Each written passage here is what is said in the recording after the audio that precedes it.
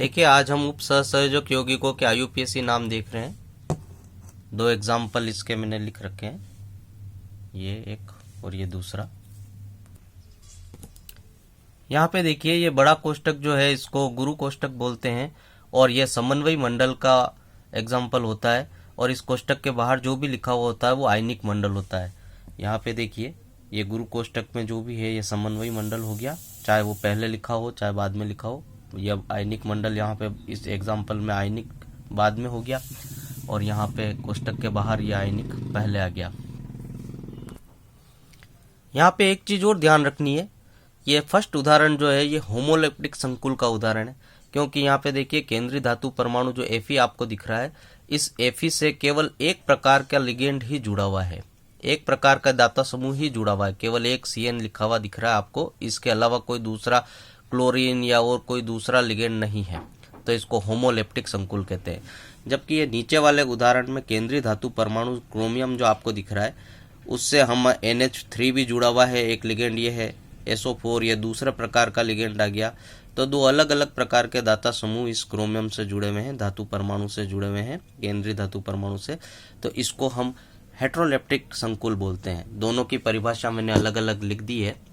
Homoleptic संकुल वे संकुल जिनमें केंद्रीय धातु परमाणु केवल एक ही प्रकार के दाता समूह से जुड़ा होता है, उन्हें होमोलेप्टिक संकुल कहते हैं। फॉर एग्जाम्पल ये वाला लिख देंगे K4ApCN6। दूसरा है हेट्रोलेप्टिक संकुल, वे संकुल जिनमें केंद्रीय धातु परमाणु एक से अधिक प्रकार के दाता समूह से जुड़ा हो, उन्हें हेट्रोलेप्टिक संकुल कहते हैं। फॉर एग्जाम्पल ये वाला एग्जाम्पल लिख देंगे हम, ये हेट्रोलेप्टिक संकुल का एग्जाम्पल हो गया। अब इनके आईयूपीएसी नाम कैसे करते हैं उनको देख लेते हैं। यहाँ पे कोष्टक के बाहर जो लिखा हुआ है, अगर ये पहले लिखा हुआ है तो पॉजिटिव होगा और फिर कोष्टक को हम नेगेटिव कहेंगे, और यदि कोष्टक पहले होता तो कोष्टक पॉजिटिव हो जाता और बाद में जो भी लिखा होता उसको नेगेटिव कहते हैं। तो यहाँ पे सबसे पहले कोष्टक के पहले पोटेशियम दे रखा है, तो हम केवल पोटेशियम लिख देंगे, इसके नीचे के 4 या गणित की संख्या को लिखने की जरूरत नहीं है, तो हम पोटेशियम लिख देंगे। उसके बाद ये देखिए, कोष्टक के अंदर जो लिगेंड है उन पे सब पे हम OO की मात्रा लगाएंगे, तो ये CN साइनाइड होता है, हम साइनिडो या साइनो बोल देंगे इसको। 6 को हेक्सा बोलते हैं, तो हेक्सा साइनो से स्टार्ट करेंगे हम, हेक्सा साइनो। और फिर ये केंद्रीय धातु परमाणु है, मगर यहाँ पे देखिए ये माइनस के अंदर आएगा, क्योंकि पॉजिटिव हमने इसको पहले वाले को दे दिया, तो ये नेगेटिव वाला हिस्सा बाद में आ गया। तो जो भी नेगेटिव में होगा उसको हम 8 लगा के लिखेंगे। केंद्रीय धातु परमाणु ये फेरस है तो हम इसको फेरेट बोलेंगे, तो मैं इसको लिख देता हूं। ये देखिए मैंने लिख दिया पोटेशियम, हेक्सासाइनो और इसको फेरेट। अब इस फेरेट के बाद इसकी ऑक्सीकरण अंक हमको लिखना है, तो एक ब्रैकेट बना देते हैं। अब इसमें हम ऑक्सीकरण अंक लिखेंगे। ऑक्सीकरण अंक कैसे निकालेंगे, बड़ी विधि भी है पर मैं आपको शॉर्टकट बता रहा हूँ।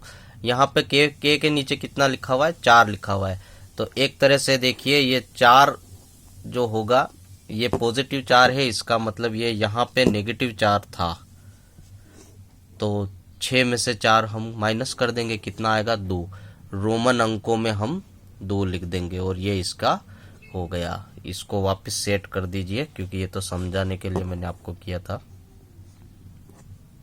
हो गया। देखिए मैंने सेकंड एग्जांपल लिखा है, यहाँ पे ब्रैकेट पहले है, इसका मतलब ब्रैकेट वाली सारी चीजें पॉजिटिव होगी और इसके बाद वाला ये जो है ये नेगेटिव होगा। तो ये समझने के लिए है केवल। लिगेंड से हम स्टार्ट करते हैं। लिगेंड में हमको देखना पड़ेगा कि पहले किसका नाम आ रहा है। जैसे ये है एमीन, तो एमीन का A से स्टार्ट होता है और ये सल्फेट है तो S से स्टार्ट होता है, तो A वाला पहले आएगा, पहले हम एमीन को लिखेंगे। तो स्टार्ट करते हैं। 4 को टेट्रा बोलते हैं, टेट्रा एमीन। फिर O की मात्रा लगानी है लिगेंड में, तो सल्फेटो हो जाएगा, टेट्रा एमीन सल्फेटो। और क्रोमियम, यहाँ पे क्रोमेटो नहीं बोलेंगे क्योंकि ये पॉजिटिव में है, इसलिए जो नाम है वही रहेगा क्रोमियम। और फिर इसकी ऑक्सीकरण अंक लिख देंगे और इसको बोलते हैं हम पर क्लोरेट। इसका नाम है परक्लोरेट। देखिए इसका नाम मैंने लिख दिया, टेट्राएमीन सल्फेटो क्रोमियम, क्रोमेटो नहीं कहा, क्रोमियम कहा क्योंकि पॉजिटिव में था। और फिर यहाँ पे ब्रैकेट खाली छोड़ दिया है, इसमें क्रोमियम की हम ऑक्सीकरण अंक लिखेंगे और परक्लोरेट। अब ऑक्सीकरण अंक देख लीजिए आप, एमीन के लिए 0 होता है, सल्फेट का -2 होता है और परक्लोरेट का -1 होता है।